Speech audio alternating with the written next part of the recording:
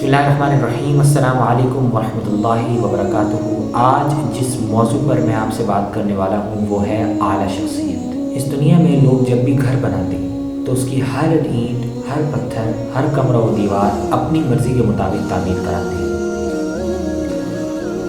उनकी खुशी, आसानी और राहत सबका इन्हिसार इस बात पर होता है कि उनका घर उनकी मर्ज़ी के मुताबिक तामीर हो जाए।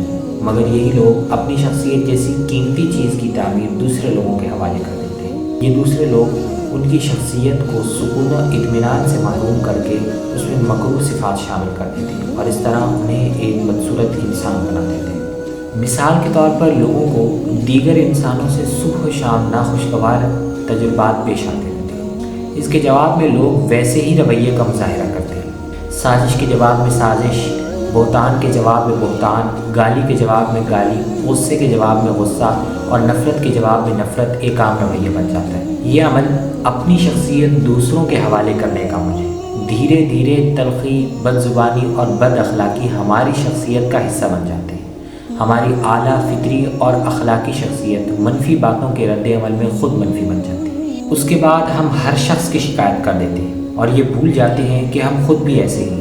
हमसे भी लोगों को वही तजुर्बात हो रहे हैं जो इब्तदा में हमें दूसरों से हुए थे। मगर शिकायत की सोच कभी हमें अपना खुद का तज्जिया नहीं करने देती। हम अपनी नज़र में अच्छे होते हैं लेकिन दूसरों की नज़र में बुरे हो जाते हैं। याद रखिए, अपनी शख्सियत की तामीर की बागदौड़ दूसरों के हाथ में देना बहुत बड़ी कमज़ोरी है। इस कमज़ोरी के साथ आला शख्सियत कभी जन्म नहीं ले सकती। आला शख्सियत सिर्फ़ और सिर्फ उस वक्त जन्म लेती है जब इंसान अपने असूलों के तर्ज पर ज़िंदगी गुजारे, ना कि दूसरों के असूलों के तर्ज पर। अल्लाह ताला से दुआ है कि अल्लाह ताला हमें बंदे दे पुत्र बढ़ के अपनी शख्सियत की बेहतरीन तामीर करने की तौफीक अता फरमाए।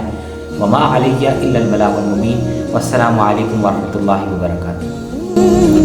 हमारी वीडियो को लाइक कीजिए, शेयर कीजिए और कमेंट करना हरगिज़ ना भूलिए। हमारे मज़ीद बयानात के लिए हमारे चैनल लेट्स गेन जन्नह को सब्सक्राइब कीजिए।